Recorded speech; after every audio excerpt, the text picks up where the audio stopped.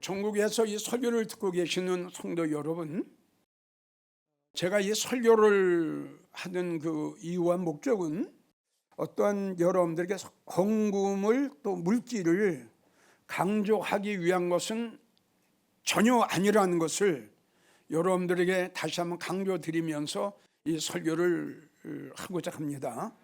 그래서 이 설교를 하는 그 이유는 하나님 앞에 인색하면 어떤 성도가 되고 하나님 앞에 인색하면은 그 성도의 결말이 어떻게 되는가, 이거는 우리가 모두 알아야 됩니다. 그리고 우리가 특별히 알아야 될 것은 지금 이 말씀을 통해서 우리 주님은 나에게 너희들이 무엇을 드리든지 두 가지입니다. 인색함으로 하지 마라. 또 한 가지는 억지로 하지 말라.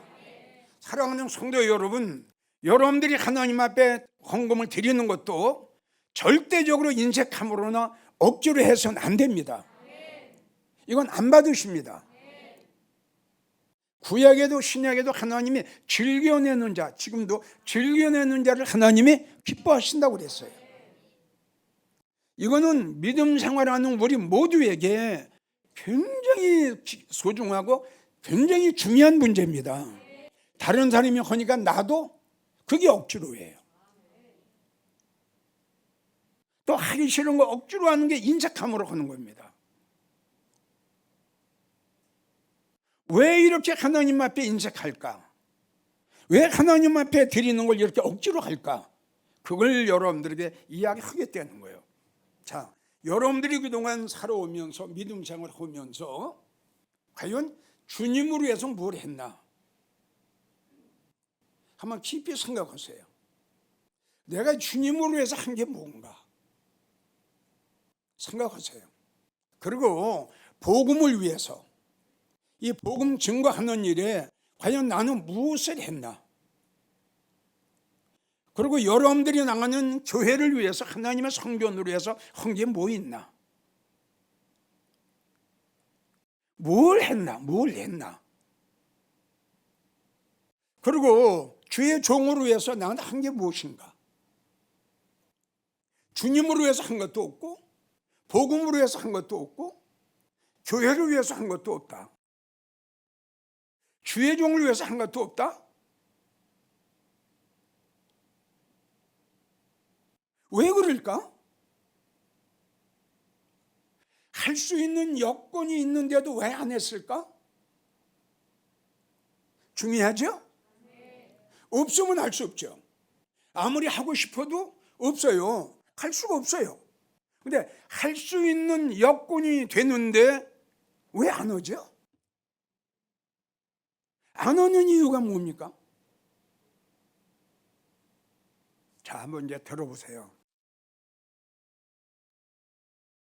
하나님 앞에 진정으로 감사할 줄 모르는 성도는 제일 첫째가, 모든 거 다 첫째예요. 봉사하는 것도, 헌금하는 것도, 충성하는 것도, 섬기는 것도, 주님 앞에 드리는 모든 거예요. 모든 것 면에서 인색했다. 성경 많이 알아요. 설교 많이 들었어요. 믿음 생활을 오래 했어요. 근데 왜 이렇게 인색하냐? 제일 먼저가 뭐냐면 주님의 은혜와 사랑을 진정으로 마음속 깊이 깨닫지 못했습니다. 맞나요? 깨달아야 됩니다. 알아야 됩니다. 느껴야 됩니다. 내가 주님의 은혜와 사랑을 받았다는 걸 내가 믿어줘야 됩니다. 이게 없으면 억만금이 있어도 못합니다. 이게 답입니다. 그 이상의 답은 없어요. 주님의 은혜와 주님의 사랑을 깨닫지 못했어요. 수십 년 동안 믿음 생활을 했으면서, 설교도 그렇게 많이 듣고 성경을 많이 봤으면서도 주님의 사랑과 은혜를 깨닫지 못했어요. 그 예수님의 십자가의 사랑, 그 나를 위해서 피 흘려 주신 그 예수님의 그 은혜. 그러니까 설교는 들었지만 그 놀라운 하나님의 특별한 은혜가 내 심령 속에 임재 안 했다 이겁니다. 없어요. 우리는 주님의 은혜와 주님의 사랑을 더 깊이 깨달아야 됩니다. 생각이 아니에요. 우리 마음으로. 자, 주님의 사랑과 은혜를 깨달으면 마음속 깊이 깨닫게 되면은 생명도 물질도 금덩어리도 은덩어리도 아깝지 않습니다.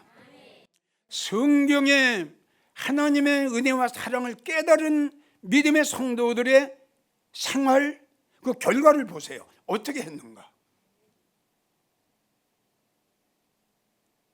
이들이 이렇게 하게 된 것은 주님의 은혜와 주님의 사랑을 깨달은 그 결과입니다. 이게.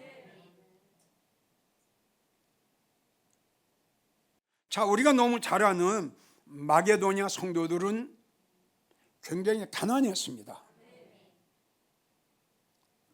고린도후서 8장 1절부터 보면은 아주 극한 가난이다.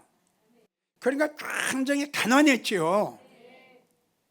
그런데 이렇게 극한 가난 속에서 아주 정말 그 어렵고 그 사랑하기도 참 힘든 그 가난 속에서도 하나님 앞에 드리는 것, 주님 하는 일에 대해서는 아까우지 않았어요. 성경을 보게 되면 힘에 지나도록 했다 이겁니다. 극한 가난 속에서도, 아주 극한 가난 속에서도 하나님 앞에 드리는 것, 넘치는 기쁨과, 그냥 기쁨으로 드리는 거예요. 넘치는 기쁨과 극한 가난이 저희로 풍성한 연보를 하나님 앞에 드렸는데, 저희는 힘대로 할 뿐 아니라 힘에 지나도록, 그 어렵게 살면서 생활 속에서 하나님 앞에 드리면서도 얼마나 기뻐했는지. 그 어려운 생활 속에서, 어려운 환경 속에서 한번 생각, 아주 극한 가난이니까 얼마나 생활에 가기가 어려운 성도들이겠어요. 그러한 가운데서도 힘에 지나도록 했다. 그러면 이렇게 한 성도가 천국에 올라가서 주님을 만났다? 주님이 어떻게 대우하실까요? 나도 그렇게 생각합니다. 할 수 없는 환경 속에서 했지요. 어려운 환경 속에서 했지요. 넘치도록 했지요.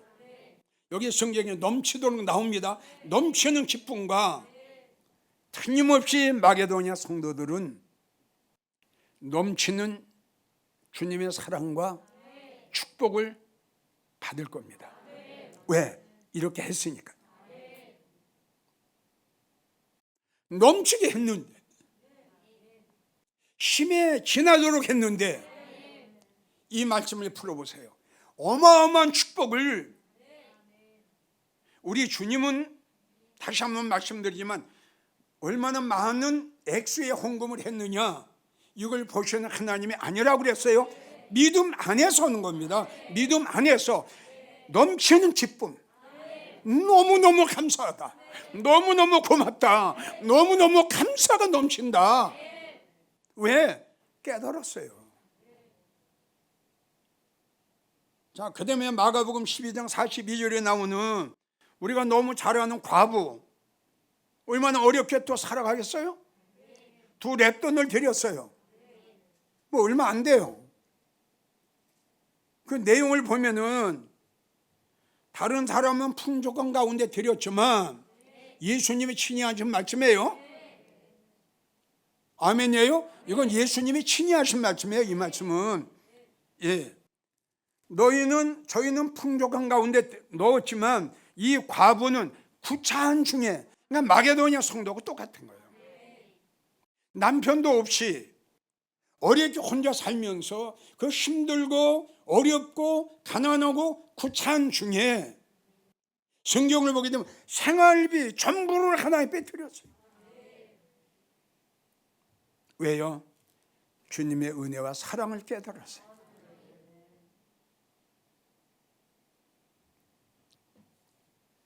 우리가 너무 또 잘 아는 누가복음 7장 36절을 보면 그 한 여인이 귀한 옥합을 예수님 머리 위에 붓고 눈물로 발을 적시고 자기 머리털로 예수님 발을 씻고 예수님 발에 입 맞췄더라. 귀한 옥합. 이 여인이 가지고 있는 가장 귀한 옥합이 바로 이거예요. 가장 귀하게 생각하고 귀하게 여겼던 것이 바로 이 옥합이에요. 깰 수 있을까요? 드릴 수 있을까요? 다시 한번 여러분들을 강조하지만 이렇게 옥합을 깬 이 여인처럼 주님의 놀라운 은혜와 사랑을 깨닫게 되면 누구든지 할 수 있어요. 깨닫지 못하기 때문에 못하는 겁니다.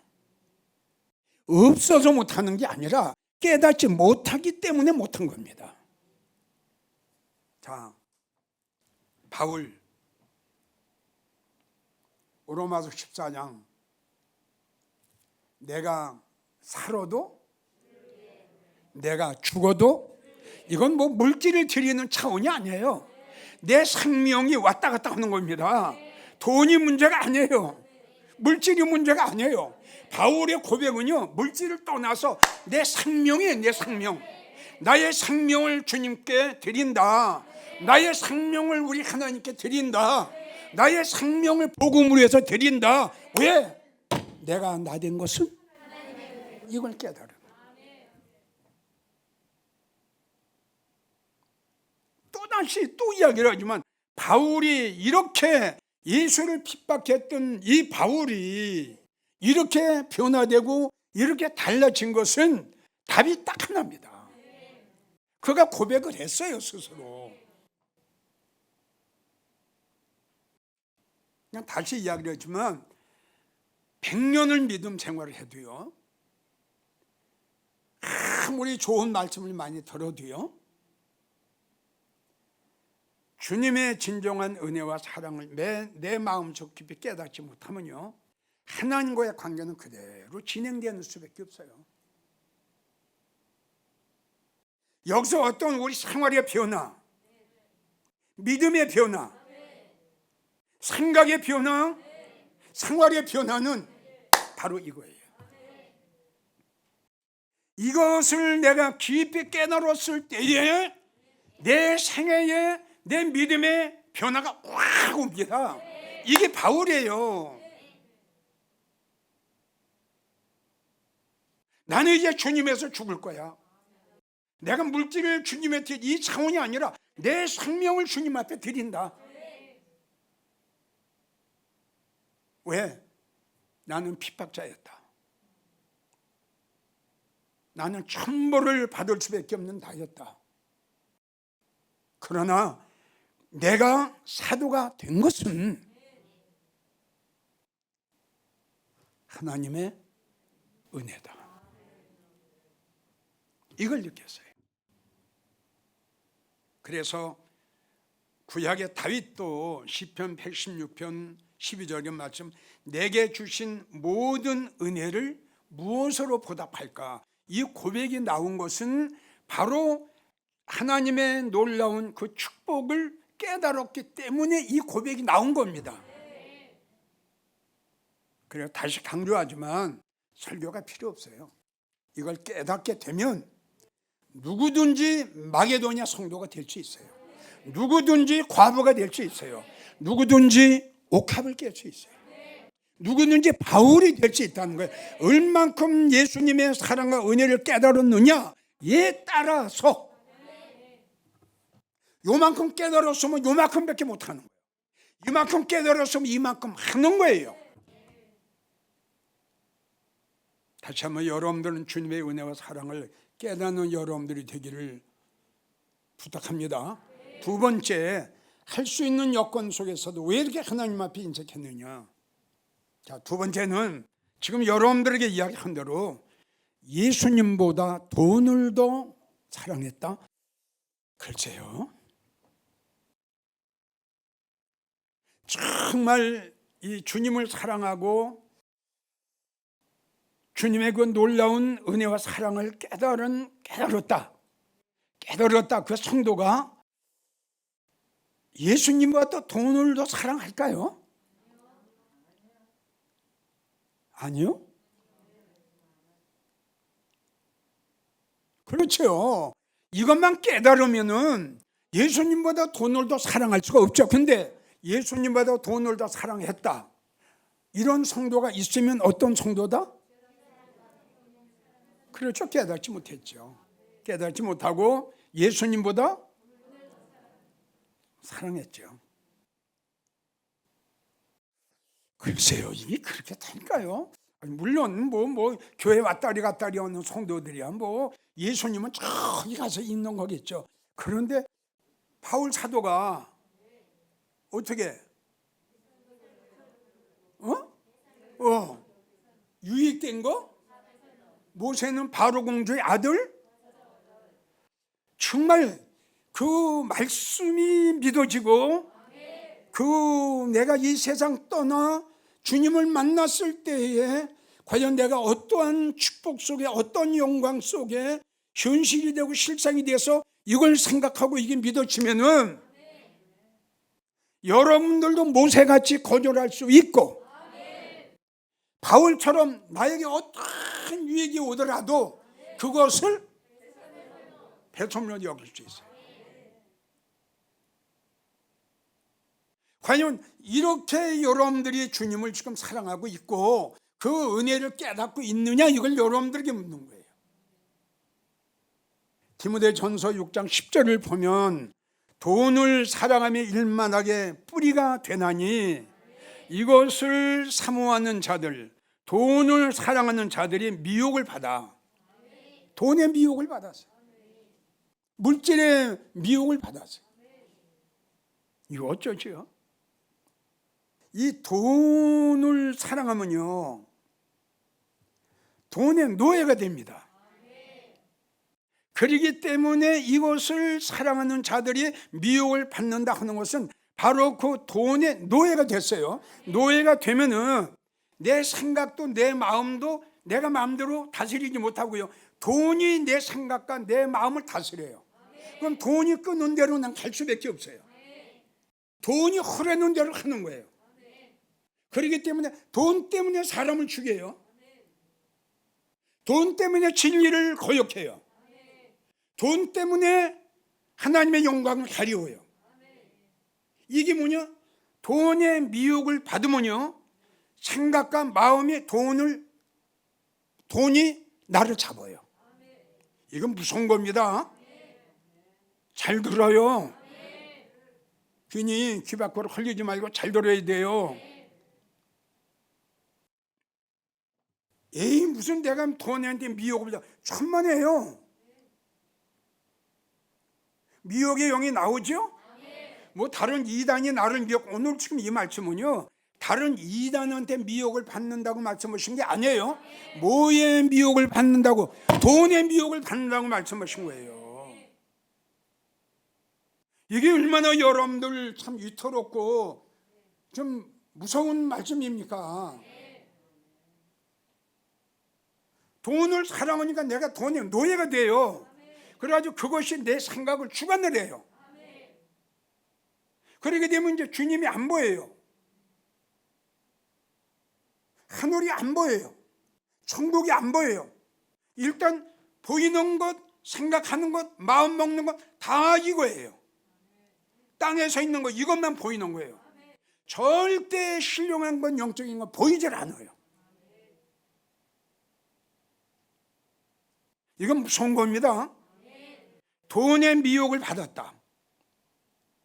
그래서 믿음에서 떠난다. 믿음에 떠났어요. 믿음에 떠나 많은 근심으로 자기를 찔렀도다 하는 것은 그것 때문에 자기가 망한 거예요. 다른 사람이 나를 망하게 하고 다른 사람이 나를 실패하게 한 게 아니라 내가 나를, 내가 나 때문에. 히브리 13장 5절 말씀하시기를 돈을 사랑하지 마라. 있는 걸로 족해라. 욕심은 내지 말고. 자, 돈을 사랑했던 사람들, 돈의 노예가 됐던 사람들, 또 돈의 미혹을 받았던 사람들, 그 결과를 한번 봅시다. 아간, 여호수아 7장.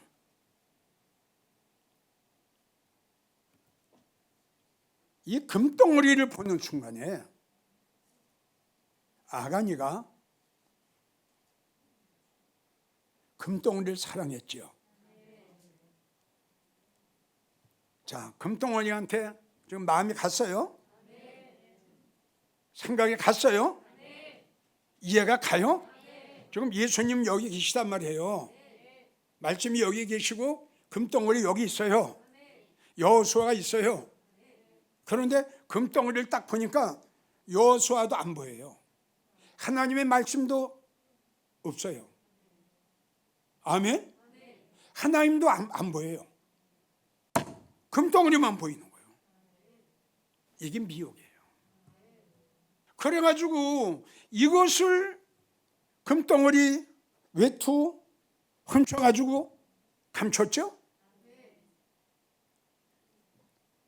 자, 하나님께서 아간이에게 회개할 수 있는 기회를 3번 주셨죠.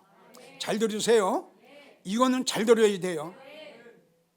그동안 하나님 말씀을 듣고 깨닫지 못한 성도들 기회가 있다고 그랬어요. 이 기회를 놓치면 본인이 아무리 내가 변화되고 깨닫고 새로워지려고 해도 안 됩니다. 그게 중요한 거예요. 나를 변화시키고 나를 깨닫게 하고 내가 은혜 받게 하고 내가 달라지게 하는 것은 성령이 하시는 일이에요. 성령께서 말씀을 통해서 몇 번 권면을 하고 훈계를 하고 책망을 했는데도 깨닫지 못하고 그 생활이 계속 변하지 않고 연결되면 그땐 성령이 탄식한다고 그러죠. 이제 불행한 성도 되죠. 힘들어요. 은혜 받기가 참 힘들어요. 이 아간이한테 하나님의 3번 기회를 주셨어요. 근데 깨닫지 못했어요.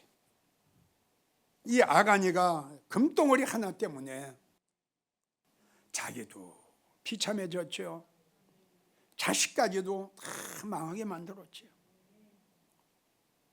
금덩어리 하나 때문에. 자, 그 다음에 우리가 잘 아는 사도행전 5장에 나오는 부부가 있는데 누굴까요? 벌써 주님이 알으셨어요. 땅을 팔았죠. 이 판 걸 다 알았어요. 우리 주님이. 베드로도 다 알았어요. 성령님도 알았어요. 끝까지 속이는 거예요. 2사람이 다. 보세요. 땅 판 거 돈 몇 푼 때문에 두 부부가 이렇게 비참해졌어요.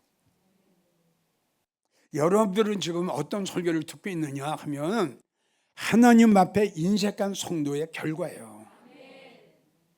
이게 얼마나, 좀 보세요. 얼마나 비참하게 되는가. 네가 너를 찔렀다. 내가 너를 죽인 게 아니라 네가 너를 죽였잖아.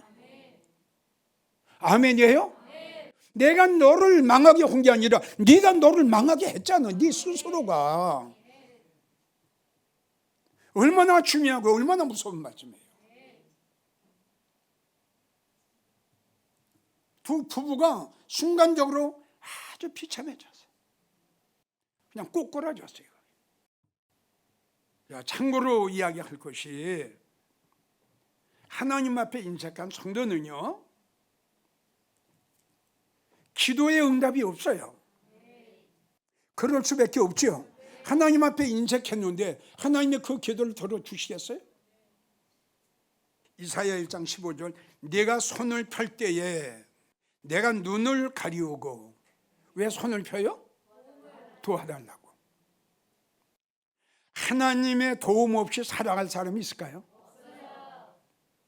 우리는 사람의 도움, 인간의 도움이 아니라 하나님의 도움을 받고 살아가야 됩니다.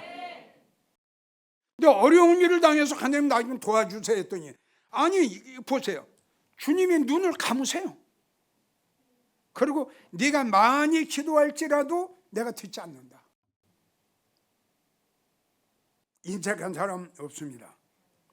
예레미야 3장 8절, 내가 도움을 구하나 내 기도를 하나님 물리치세요. 안 들으세요.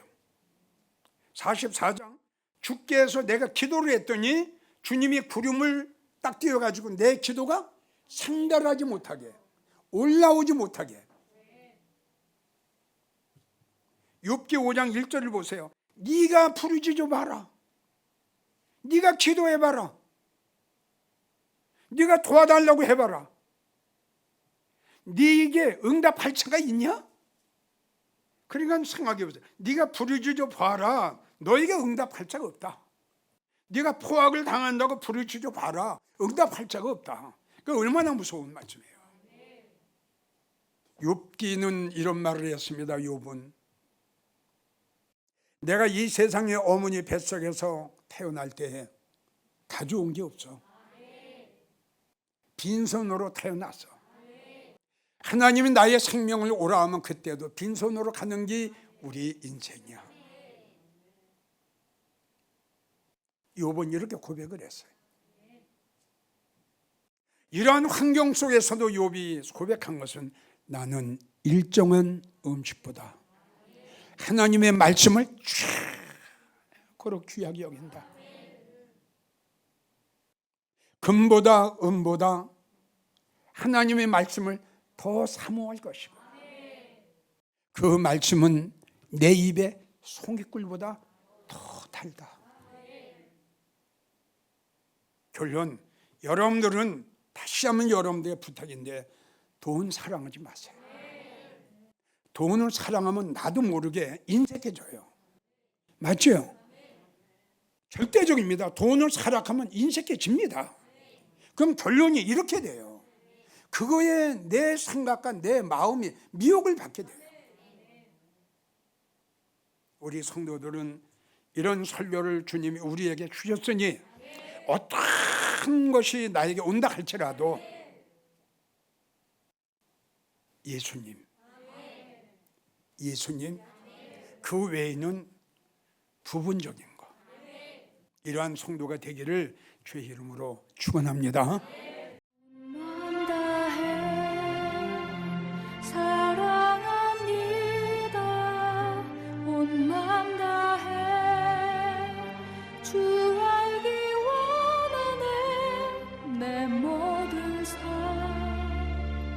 당신 것이니 주만 섬기리